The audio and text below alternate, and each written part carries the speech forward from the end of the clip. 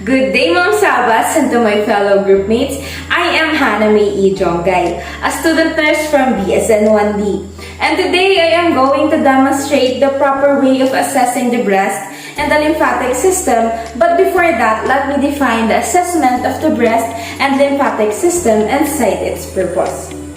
So, the goal of the breast examination and the lymphatic system is to determine if the breasts are normal or abnormal.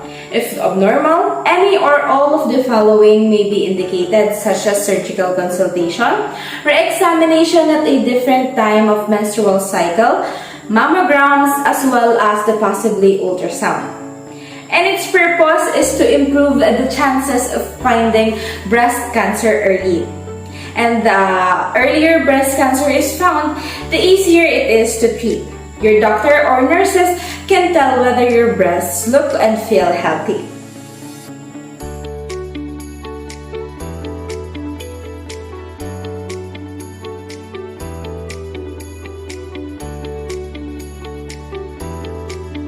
Ma'am, good morning po. I am Hanami Jongay. Isa po ako student nurse from Southern Luzon State University. At ngayon naman po ay magpo-proceed po tayo sa pag-assess po ng inyong breast. And for the preparation po, we need to gather such equipment like centimeter ruler,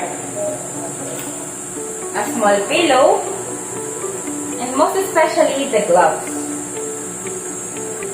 So now, ma'am, explain ko lang po kung ano po ang ating assessment for the breast. So, ito po ay isa pong assessment na kung saan tinitingnan po kung mayroon po bang any swollen part ng inyong breast or any abnormalities po na present sa inyong breast in order to further diagnose by the physician so that malalaman po natin if meron po bang dapat na i-consult at hindi. Yun lamang po at tayo magsisimula na po. Okay po? Ask the client to put on a gown if available. And ask the client for any current symptoms. Collect subjective data from the client for an assessment of the breast and lymphatic system. Ask the client for any current symptoms such as changes in the breast like lumps, swelling, redness, warmth, dimpling, size, firmness, or pain, and any discharge. So now, ma'am, before po tayo mag-proceed, ay may itatanong lang po ako na ilang katanungan po sa inyo. Ano po? So, recently lang po, meron po ba kayo mga current symptoms na nararamdaman such as lumps po sa inyong breast? Wala po. Or swelling po sa any part of the breast? Wala din po. Or changes po ng warmth ng breast? Wala. Or any dimpling po or maliliit na bukol? Wala po ba? Okay. Ay, changes po sa size? May papansin po tayo? Okay. Yung firmness po ng breast natin is, may napapansin po ba tayong changes? Okay, wala po. And any pain? Do we feel any pain po? Okay. And may napapansin po ba din kayo na discharge na lumalabas po sa breast? Okay, sounds good. Wala po lahat. And now we are going to inspect the female breast. Inspect the breast such as the size and symmetry, color and texture, superficial venous patterns, retraction and dimpling. Bilaterally, note color, size, shape, and texture of areolas. And bilaterally, note size and direction of the nipples. Okay, so now, ma'am, I am going to inspect the size and symmetry of your breast. Is it okay with you, ma'am? Yes. Okay po, mag-proceed na po ako.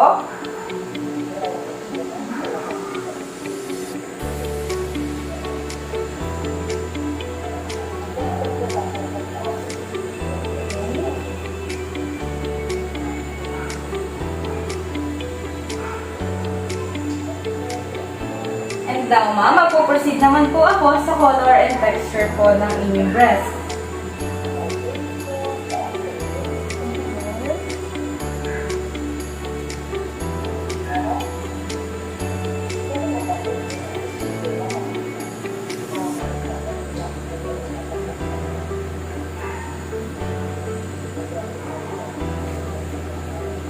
And And magpo-proceed po ako sa pagtingin po ng any superficial venous pattern. If any na meron po kayo.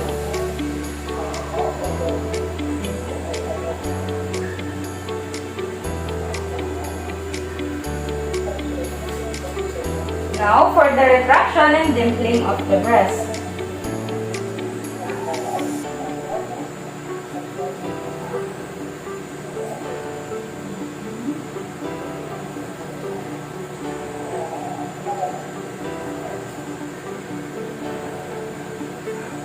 So, I will note the color, size, shape, texture of the areolas, and the size and direction of your nipples, ma'am.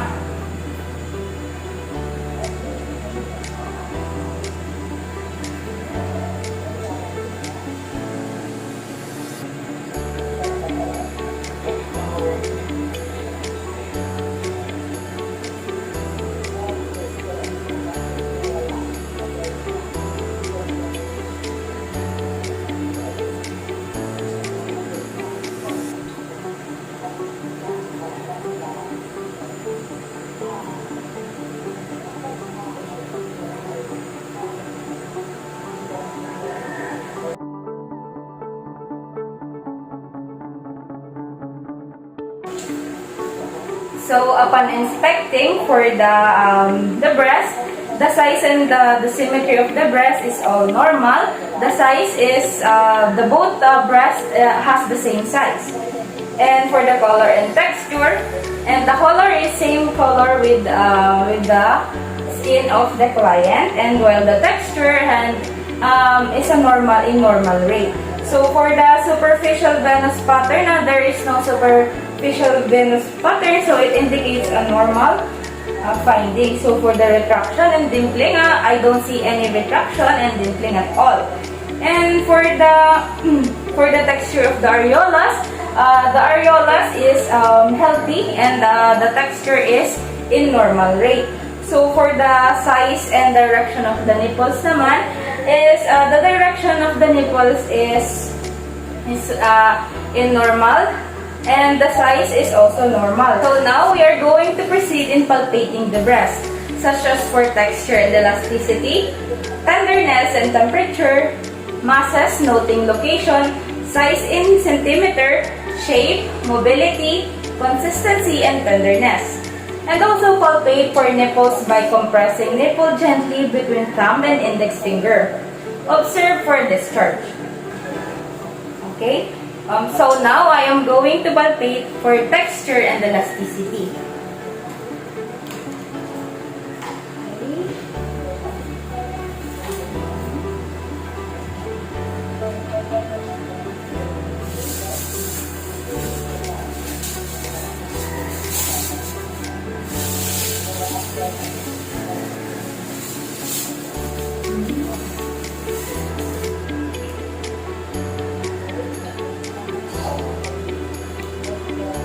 And now I am going to palpate for any tenderness and the temperature of the breast.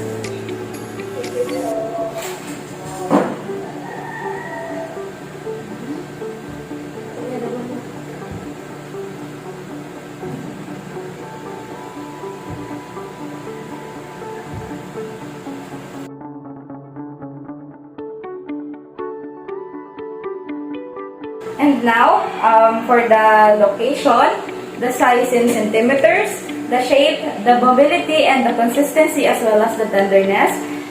And for the tenderness, there is no tenderness that I feel or I've palpated in the client's breast. And for the consistency of the breast is normal.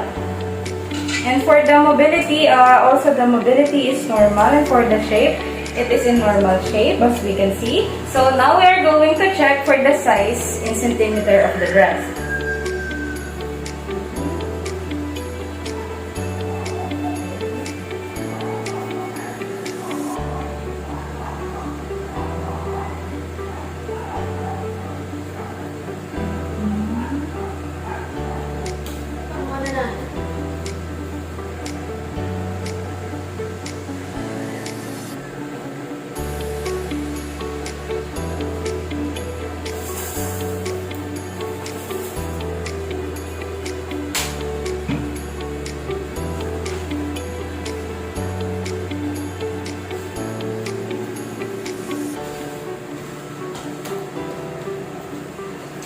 upon checking for the size in centimeter of the breast, I checked that it is all normal. The size of the in centimeter of the breast is all normal.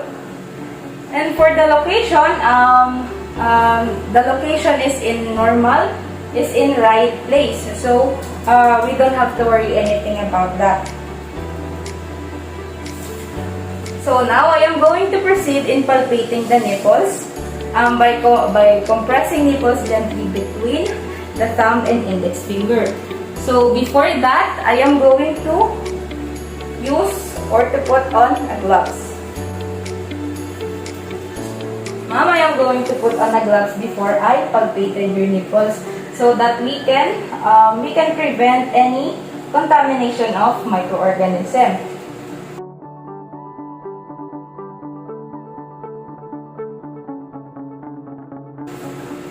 And upon palpating the nipples, we should also consider in observing the nipples in any discharge or any masses.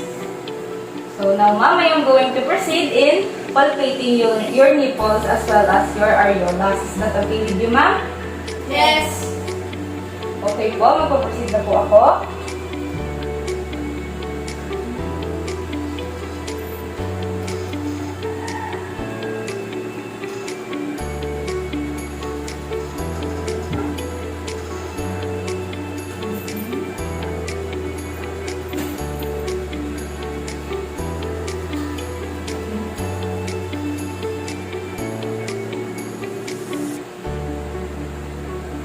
And since there is no mastectomy site in our client's breast, we will skip that part. And upon palpating and checking on inspecting the client's breast, I don't see any redness, any swelling, any lumps, and any tenderness.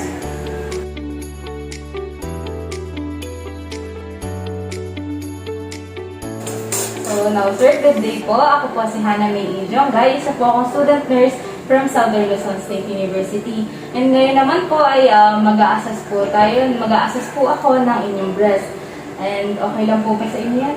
So now, explain the procedure to the client.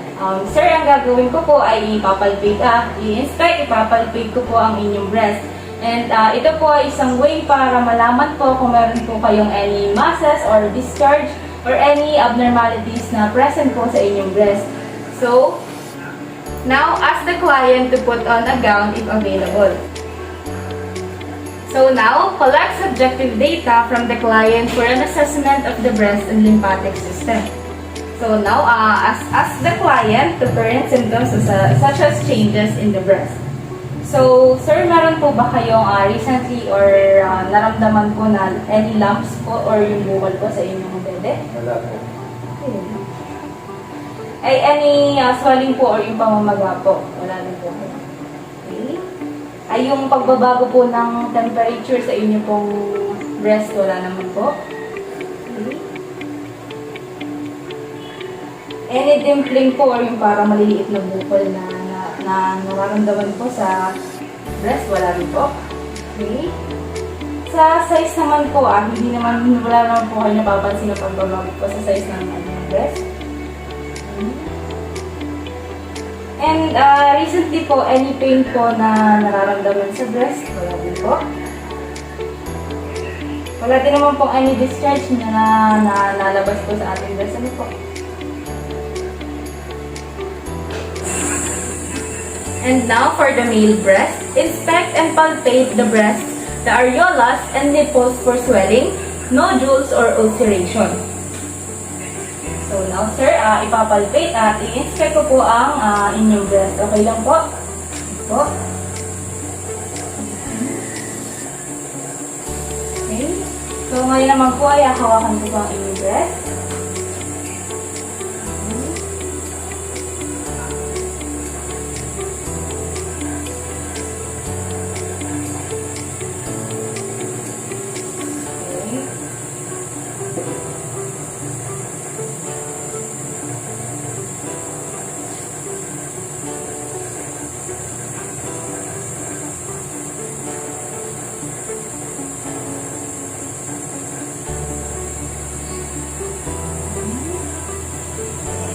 no any swelling at all.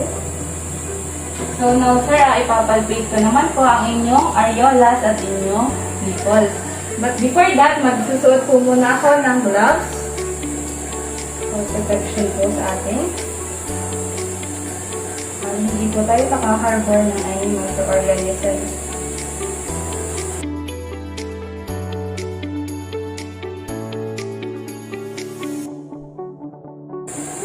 So now sir, relax lang po kayo.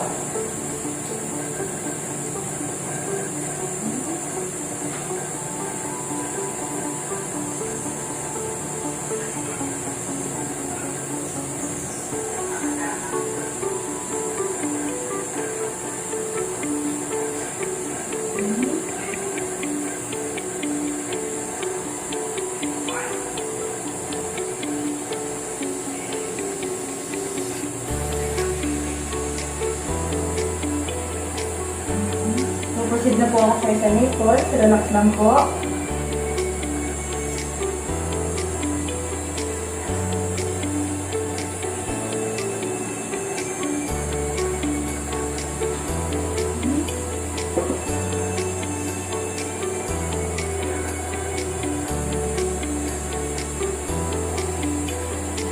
Okay, so upon palpating and inspecting the breast, and the areolas and the nipples, there is no swelling or nodules or ulceration that is visible in the client's breast. So now, for the axillae, inspect for rashes or infection. So now sir, itaas po natin ang ating braso. Okay, inspect ko lang po. Okay, next one, baba na po.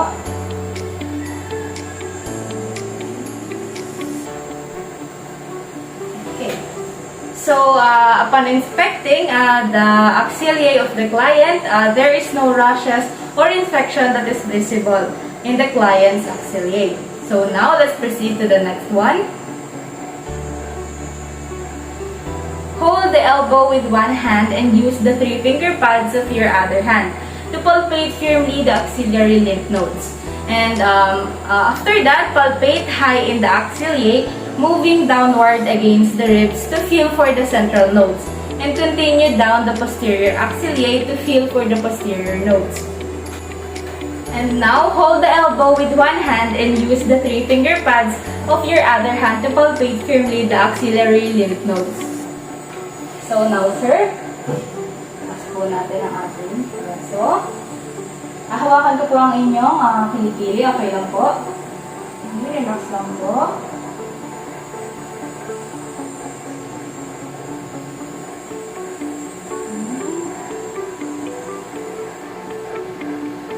Other one.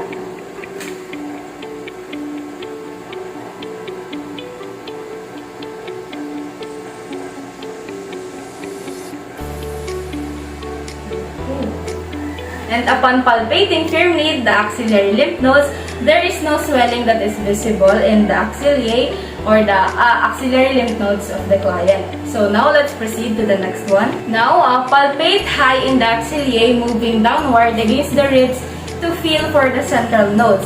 Continue down the posterior axillae to feel for the posterior nodes. So now, sir, saan po ulit ang kamay? Hawakan ko po ulit kayo.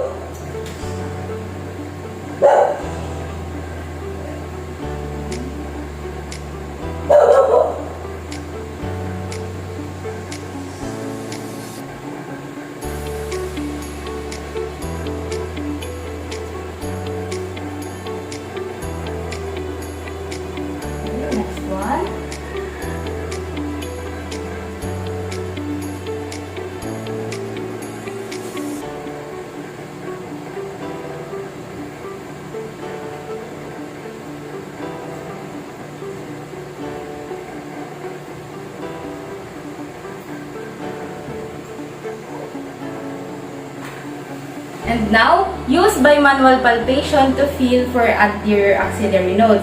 And since our client is a male, so we will skip that part, and now we will be proceeding in the last part.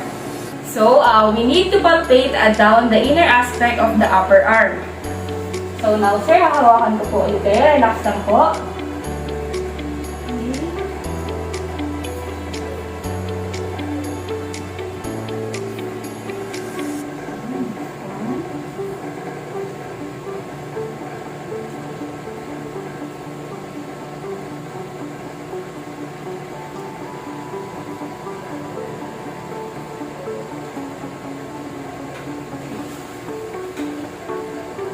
So, all in all, the client, our male client is have a normal findings in his breast. So now, sir, thank you for your cooperation, and I will be back tomorrow for any further diagnosis. Okay? You may rest now. Thank you.